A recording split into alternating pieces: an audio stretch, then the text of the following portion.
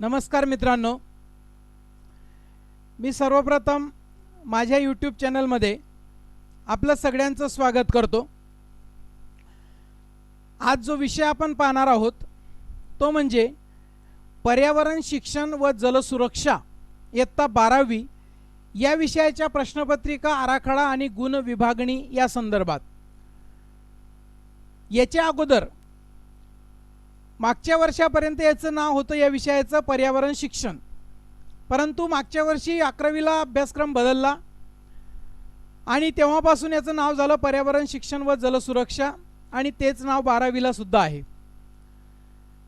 आता मागच्या वर्षापर्यंत म्हणजे बोर्डाच्या मागच्या परीक्षेपर्यंत 2020च्या या विषयाला 50 गुण होते आणि एकूण 12वीची प्रश्नपत्रिका 12वीची परीक्षा ही 650 गुणांची होत होती। मात्र आता या वर्षापासून फेब्रुवारी 2021चे जे काही परीक्षा होतील, फेब्रुवारी किंवा मार्चमध्ये होतील त्या 600 गुणांच्या असणार आहेत। पर्यावरण शिक्षण आणि जलसुरक्षा याचे 50 गुण राहणार नाहीत, तर हा विषय ग्रेड विषय म्हणून आहे, गुणांचं ग्रेडमध्ये रूपांतर केलं जाणार आहे। तर याच्यात बघा, आपण पर्यावरण शिक्षण आणि जलसुरक्षा हा कनिष्ठ महाविद्यालयांमध्ये म्हणजे सायन्स असेल, कॉमर्स असेल, आर्ट्स असेल आणि व्यावसायिक अभ्यासक्रम व सर्व द्विलक्षीय अभ्यासक्रमाच्या म्हणजे MCVC वगैरे सगळ्या विद्यार्थ्यांना हा विषय कंपल्सरी आहे, अनिवार्य आहे। आणि या विषयाची गुण विभागणी ही वार्षिक पद्धतीने करायचं ठरवलेलं आहे बोर्डाने। मग याची गुण विभागणी कशी आहे? प्रकल्प कार्यासाठी आहे 30 गुण, तसंच जर्नल कार्य किंवा सेमिनार कार्य दोघे एकमेकांना पर्याय आहेत, ऑप्शन आहेत, त्याच्यासाठी आहेत 20 गुण। अशी एकूण 50 गुणांची आपली पर्यावरण शिक्षण व जलसुरक्षा याची परीक्षा होणार आहे। आणि जे काही गुण मिळतील आपल्याला 50 पैकी त्यांचं रूपांतर ABCD अशा श्रेणींमध्ये होणार आहे। A, B आणि C श्रेणी ज्याला मिळेल तो विद्यार्थी पास असेल, मात्र ज्याला D श्रेणी मिळाली तो विद्यार्थी अनुत्तीर्ण असेल, नापास असेल। इयत्ता 11वी आणि 12वी पर्यावरण शिक्षण आणि जलसुरक्षा या विषयासाठी मात्र अंतर्गत आणि बाह्य परीक्षकांची नेमणूक केलेली आहे आणि ती नेमणूक बोर्डाकडून करण्यात येणार आहे। अंतर्गत परीक्षक व बाह्य परीक्षक यांचे एकत्रित गुण आणि ते 50 पैकी किती गुण मिळाले त्याचे रूपांतर मग शेवटी वार्षिक निकाल जेव्हा जाहीर करण्यात येईल तेव्हा त्याचं रूपांतर श्रेणीमध्ये होणार आहे, ABCD। विद्यार्थ्यांना इयत्ता 12वीच्या पर्यावरण शिक्षण आणि जलसुरक्षा या विषयात 50 पैकी मिळालेल्या गुणांचं रूपांतर श्रेणीमध्ये करता येईल आणि आपण म्हणजे कॉलेज बोर्डाला त्यांची जी काही ग्रेड लिस्ट राहणार आहेत त्यांच्याकडे बोर्डाकडे ते पाठवणार आहेत। या विषयाची लेखी परीक्षा जरी नसली तरी मात्र प्रकल्प कार्य, जर्नल कार्य किंवा सेमिनार कार्य यामध्ये 50 पैकी मिळालेल्या गुणांचं श्रेणीमध्ये रूपांतर करण्यात येणार आहे आणि श्रेणी दर्शवल्या जातील। तशा तुमच्या मार्कशीटमध्ये सुद्धा म्हणजे विद्यार्थ्यांच्या मार्कशीटमध्ये सुद्धा श्रेणी येतील। याच्यामध्ये मात्र एक गोष्ट महत्त्वाची आहे की या विषयात उत्तीर्ण होणं हे अनिवार्य आहे, कंपल्सरी आहे। जर समजा एखादा विद्यार्थी या विषयात नापास झाला तर तो 12वी पास म्हणून घोषित करता येणार नाही। इतर विषयांमध्ये त्याला समजा 90% जरी गुण मिळालेत, परंतु पर्यावरण शिक्षण आणि जलसुरक्षा या विषयात जर त्याला D श्रेणी असेल तर तो 12वी नापास राहील। ही गोष्ट अत्यंत महत्त्वाची आहे। याच्यामध्ये काय की लेखी परीक्षा नाहीये आणि म्हणून जसं इतर विषयांचं पुनर्मूल्यांकन होतं, आपण उत्तरपत्रिका मागवतो विद्यार्थ्याची 400 रुपये भरून आणि ती उत्तरपत्रिकेची झेरॉक्स येते, ती तपासली जाते, पुन्हा तिचं पुनर्मूल्यांकन करता येतं आपल्याला। मात्र तसं या विषयाचं होणार नाही, कारण याची लेखी परीक्षा नाहीये। या विषयात गुण सवलतीचे गुण सुद्धा नाही आहेत। फॉर एक्झाम्पल आपण असं करूया की 5 विषयांमध्ये विद्यार्थी पास आहे आणि एका विषयामध्ये त्याला 10 गुण लागणार आहेत, म्हणजे सगळ्या विषयात 35 गुण, एका विषयात 25 गुण, बोर्ड 10 गुणांची ग्रेस देतं, सवलतीचे गुण देतं। मात्र तसं या विषयात करता येणार नाहीये, ते गुण देय असणार नाहीयेत। आणि जर समजा एखादा विद्यार्थी उत्तीर्ण आहे, एकदा उत्तीर्ण झाला, त्याला C श्रेणी मिळाली, त्याला वाटलं की नाही मला A श्रेणी हवी आहे, मग तो श्रेणी सुधार, त्याला जर ही श्रेणी वाढवायची असेल सी ए बी करायची असेल तर त्याच्यासाठी तो नवीन प्रविष्ट मात्र त्याला व्हावं लागेल आणि ते सगळं जर्नल कार्य, सेमिनार, प्रकल्प हे सगळं त्याला किंवा तिला नव्याने करावं लागेल. 12वीचे प्रकल्प कार्य अहवाल आणि जर्नल कार्य किंवा सेमिनार कार्य अहवाल हे बोर्डाकडून जे काही कार्यपुस्तिका प्राप्त होईल त्याच्यातच लिहायची आहेत. अद्याप आपल्याला बोर्डाकडून काही कुठलं म्हणजे मला वाटतं कुठल्याही कॉलेजला अशा प्रकारचं बोर्डाचं साहित्य मिळालेलं नाही. कदाचित त्या ठिकाणी कोविड-19चा काळ चालू आहे आणि म्हणून या गोष्टी आता तात्पुरत्या सगळ्याच उशिराने होत आहेत आणि कदाचित त्या ठिकाणी भविष्यामध्ये त्या येऊ शकतील. त्याच्यानंतर इयत्ता 12वी आणि 11वीसाठी समजा एका तुकडीला 2 तास दिलेले आहेत. आपल्या संच मान्यतेमध्ये सुद्धा 2 तास आहेत. परंतु याची काटेकोर अंमलबजावणी करण्याचं एक पत्र त्या ठिकाणी बोर्डाने काढलेलं आहे. 2 तास दर आठवड्याला होणं गरजेचं आहे. तो अभ्यासक्रम पूर्ण करणं गरजेचं आहे आणि हे सगळं जर्नल कार्य, सेमिनार वगैरे जे सगळं आहे ते विद्यार्थ्यांकडून जे आपल्याला पुस्तक दिलेलं आहे पर्यावरणचं, तर त्याच्यातल्या प्रत्येक पाठातील उपक्रम, ॲक्टिव्हिटी जे आहेत त्या पूर्ण करून घ्यावायच्या आहेत. काही ठिकाणी मूकबधिर विद्यार्थी असतील, अंध अपंग असतील तर त्यांना हे कार्य सेमिनार किंवा जर्नल कार्य याच्यापैकी जे सोयीस्कर वाटेल ते करून घ्यावं लागेल. कारण त्यांचा कदाचित त्या ठिकाणी ग्रास्पिंग पॉवर जी असते त्याची कमी असते आणि म्हणून त्यांच्याकडून त्यांना जे शक्य होईल ते करून घ्यावं. यासाठी संस्थेच्या आणि विद्यार्थ्यांच्या सोयीनुसार शिक्षकाने या सगळ्या विद्यार्थ्यांबाबत आपले प्राचार्य असतील त्यांच्या मार्गदर्शनाखाली योग्य तो निर्णय घेऊ शकतात. एक गोष्ट मात्र लक्षात घ्यायची या ठिकाणी बहिस्थ विद्यार्थ्यांच्या बाबत, जे विद्यार्थी 17 नंबरचा फॉर्म भरतात ते अगदी शेवटी येतात आणि ते कदाचित त्या ठिकाणी लेखी परीक्षेला येतात, त्याच्या अगोदर तोंडही दाखवत नाहीत.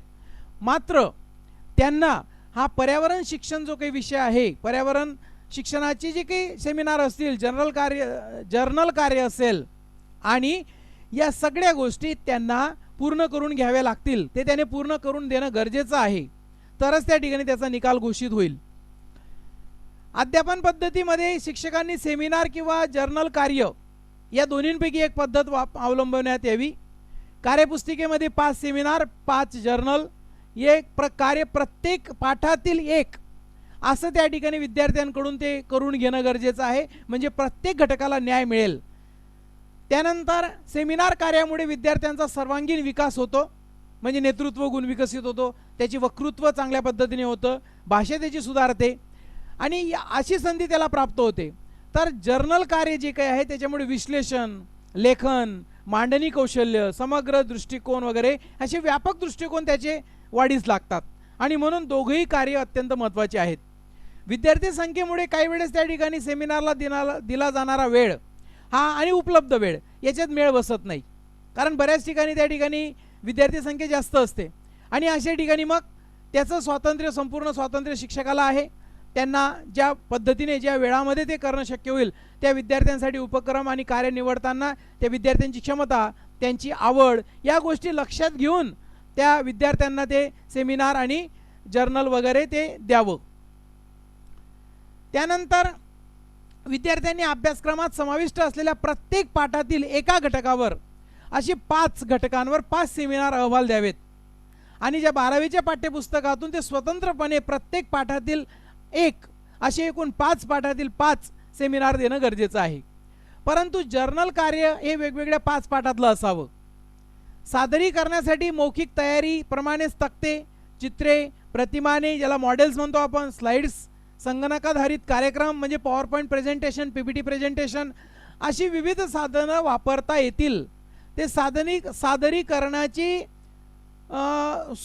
मुभा विद्यार्थ्याला असेल आणि मात्र हे सगळं सादरीकरण नेटकं, वळणदार आणि परिणामकारक करणं अपेक्षित आहे आणि त्या पद्धतीनेच विद्यार्थ्याला मार्क्स किंवा गुणदान हे दिलं जाईल. प्रकल्प कार्य आणि सेमिनार किंवा जर्नल कार्यासाठी गुणदान योजना ही कशा पद्धतीने राहील याचा एक तक्ता दिलेला आहे. हा तक्ता त्या ठिकाणी आपण आपल्या स्तरावर तयार करू शकतो, प्रत्येक कॉलेजने तयार केला तरी काही हरकत नाही. प्रकल्प कार्य आणि जर्नल कार्य किंवा सेमिनार कार्य पुढील पुनर्रचित गुणदान योजना ही कशा पद्धतीने राहणार आहे बघा. अंतर्गत कार्य, अंतर्गत परीक्षक, बाह्य परीक्षक एकूण गुण, ज्याच्यामध्ये प्रकल्प कार्य अंतर्गत परीक्षकाकडे असतील 20 गुण, बाह्य परीक्षकाकडे असतील 10 गुण, असे एकूण 30 गुण झालेत प्रकल्प कार्यासाठी. जे दुसऱ्या स्लाइडमध्ये मी तुम्हाला सांगितलं होतं. जर्नल कार्य किंवा सेमिनार कार्य विद्यार्थ्यांच्या आवडीनुसार, तुमच्याकडे किती विद्यार्थी आहेत त्याच्या सोयीनुसार अंतर्गत परीक्षकाला 10 गुण आणि बहिर्गत परीक्षा म्हणजे बाह्य परीक्षकाला 10 गुण अशी 20 गुण. 30 आणि 20 एकूण 50 गुण होतात. म्हणजे अंतर्गत परीक्षकाकडे आहेत तुमचे 30 गुण आणि बाह्य परीक्षकाकडे आहेत तुमचे 20 गुण. प्रकल्प कार्य जे काही 30 गुण आहेत ते कशा पद्धतीने असणार आहेत? अहवालामध्ये अनावश्यक फोटो चित्रे हे चिटकवू नयेत. नाहीतर विद्यार्थ्यांना असं त्या ठिकाणी वाटतं आपल्याला प्रकल्प पूर्ण करायचा आहे म्हणून काहीतरी फोटो विषयाच्या पलीकडचे किंवा विषय बाह्य अशा प्रकारची चित्रे आणि फोटो चिटकवली जातात. तर प्रकल्प कार्यासाठी शिक्षकांनी विद्यार्थ्यांना वर्षभर मार्गदर्शन करणं गरजेचं आहे. बघा या पद्धतीने प्रकल्प कार्य गुणदान विभागणी तक्ता 2 याच्यात दिलेला आहे. अंतर्गत परीक्षकाचं मूल्यमापन हवं तर त्या ठिकाणी एक्सेल शीटमध्ये आपण हा आडवा एक चार्ट तयार करून घेऊ शकतो प्रत्येक विद्यार्थ्याचा. एका साईडला रोल नंबर, त्याच्यानंतर विद्यार्थ्याचे नाव, त्याच्यानंतर मग हे सगळे जे काही टॉपिक आहेत प्रकल्प विषय निवड, विषयाचे महत्त्व, प्रकल्प कार्य उद्दिष्टे, प्रकल्प कार्यपद्धती, निरीक्षणे, विश्लेषण, निष्कर्ष प्रत्येकाच्या खाली 2 2 2 4 4 4 2 अशी 20 गुण. आणि मग त्याच्या खाली त्या ठिकाणी 2 पैकी तुम्ही प्रस्तावनेला किती दिलेत, विषयाचे महत्त्वाला किती दिलेत, अशा पद्धतीने तुम्ही 20 पैकी किती गुण दिलेत. तर या पद्धतीने या बाह्य परीक्षक मूल्यमापन प्रकल्प अहवालाला आहेत 5 गुण आणि तोंडी परीक्षेला आहेत 5 गुण. या पद्धतीने तुमचे 20 आणि 10 अशी 30 गुण या प्रकल्प कार्याला आहेत. त्याच्यानंतर जर्नल कार्य किंवा सेमिनार कार्य दोघांपैकी एक विद्यार्थ्याने पूर्ण केलेले असेल त्याला आहेत 20 गुण. शिक्षकांनी विद्यार्थ्यांसाठी पाठ्यपुस्तकातील प्रत्येक पाठावर आधारित एक असे 5 जर्नल कार्य देणं गरजेचं आहे किंवा सेमिनार कार्य तयार करून घ्यावायचे आहेत. जर्नल कार्य हे पाठातील घटक आणि उपक्रम किंवा कृतीवर आधारित उपयोजनात्मक प्रश्न असावेत. 12वी साठी 5 जर्नल कार्य किंवा 5 सेमिनार, 5 जर्नल कार्य किंवा 5 सेमिनार हे कार्य मात्र डिसेंबर महिन्याच्या अखेरपर्यंत शाळा किंवा महाविद्यालयात स्वतंत्र वेळापत्रक तयार करून घड्याळी 1.5 तास देऊन या एकाच वेळी पूर्ण करावायचे आहेत.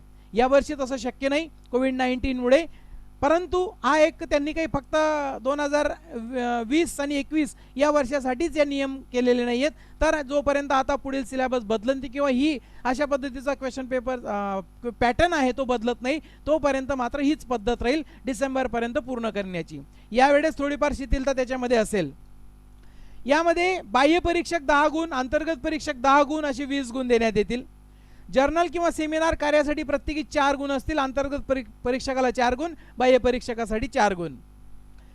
एक 3रा नंबरचा तक्ता दिलेला आहे. जर का विद्यार्थ्याने जर्नल कार्य केलेलं असेल तर जर्नल कार्य मांडणी 10 गुण, विद्यार्थ्याची समज किंवा उपयोजन, मांडणी, शाश्वत विकास संकल्पनेचं आकलन आणि कार्यपूर्ती या 5 जर्नल कार्य पूर्ण करणं गरजेचं आहे, त्याला 10 गुण आहेत.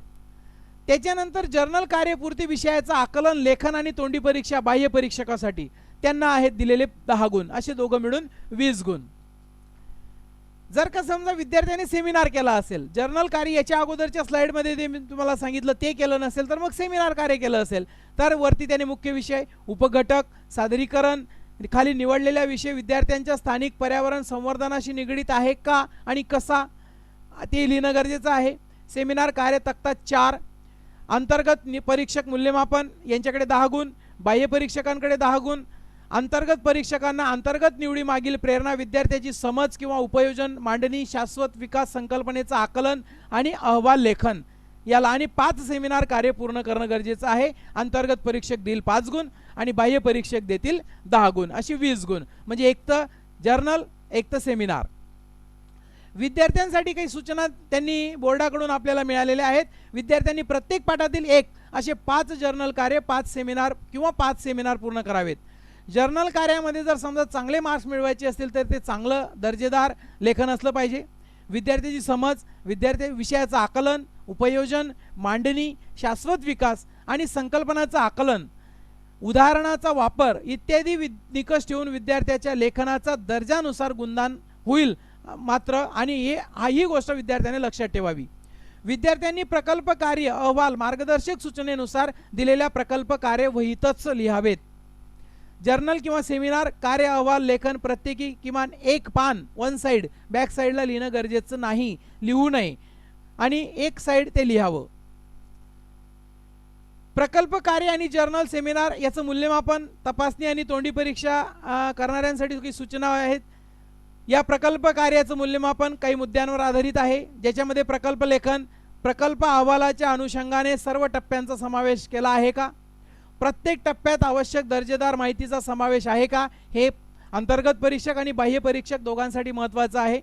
तोंडी परीक्षा विद्यार्थ्याने पूर्ण केलेला जे काही प्रकल्प आहे त्याच्यावर आधारित असावीत, त्याच्यावर प्रश्न विचारावेत. संबंधित विषय प्रकल्पासाठी का निवडला, संबंधित प्रकल्प विषयाच्या अभ्यासातून मिळालेल्या माहितीची सांगड दैनंदिन जीवनाशी तुम्ही कशी कराल, संबंधित प्रकल्पाची अभ्यास पद्धती कोणती, प्रकल्प कार्याची निरीक्षणे किंवा निष्कर्ष सांगा, समाजातील एक जागरूक नागरिक म्हणून पर्यावरण जनजागृतीसाठी तुमची भूमिका काय आहे, तुम्ही या प्रकल्पाच्या अभ्यासातून समाजाची जनजागृती कशी कराल, हा प्रकल्प अभ्यासताना तुम्हाला आलेला अनुभव सांगा, नैसर्गिक साधन संपत्तीच्या वापराविषयी आपली भूमिका काय, आणि या पद्धतीचे प्रश्न त्या ठिकाणी आपल्याला विद्यार्थ्याला विचारता येतील. सेमिनार कार्याच्या बाबतीत सेमिनार अहवालाचं मूल्यमापन खालील मुद्द्यांच्या आधारित असावं.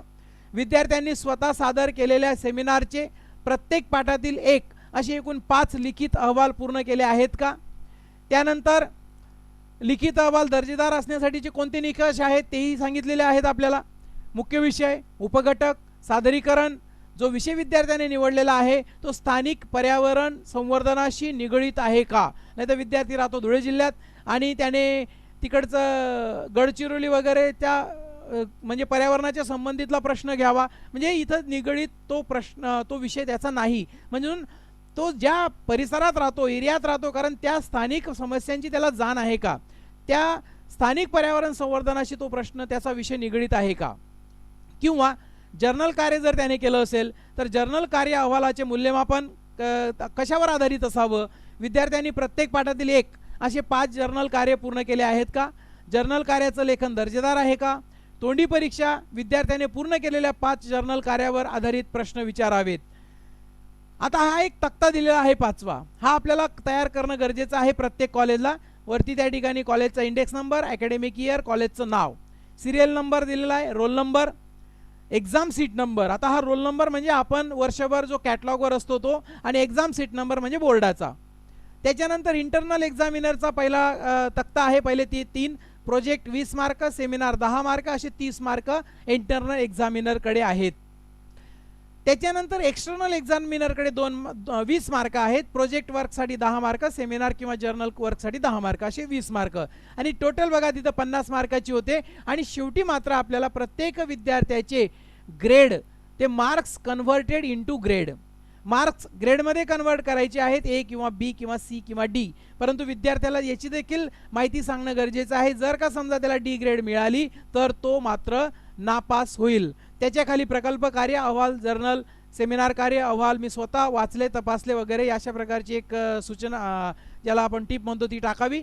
इकडच्या साईडला इंटरनल एक्झामिनरचं सिग्नेचर, डेट वगैरे, आणि आपल्या उजव्या हाताला name and signature of external examiner, या पद्धतीने डेट, म्हणजे बोर्डाच्या परीक्षेसाठी असा तक्ता हा प्रत्येक कॉलेजकडे तयार असावा. आणि शेवटी आपल्याला ज्याचं रूपांतर, ज्या मार्कांचं रूपांतर श्रेणीमध्ये करायचं आहे ते या पद्धतीने, जर का त्याला 30 ते 50च्या आत मार्क असतील तो ए ग्रेड, 23 ते 29 मध्ये असतील तर बी ग्रेड, 18 ते 22 असेल तर सी ग्रेड, आणि 0 ते 17 हे कुणाला मिळू नयेत असं मला वाटतं, पण ती असेल तर डी ग्रेड, आणि तो फेल होईल.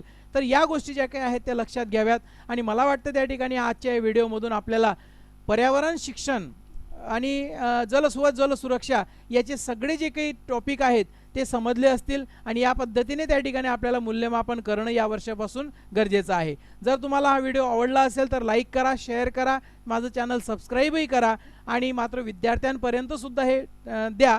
सगळ्या इतर शिक्षकांनाही शेअर करा, जेणेकरून त्या ठिकाणी विद्यार्थ्यांना, शिक्षकांना आणि सगळ्यांना याचा फायदा होईल. माझं चॅनल आपण पाहिलं त्याबद्दल मी आपले आभार मानतो. धन्यवाद.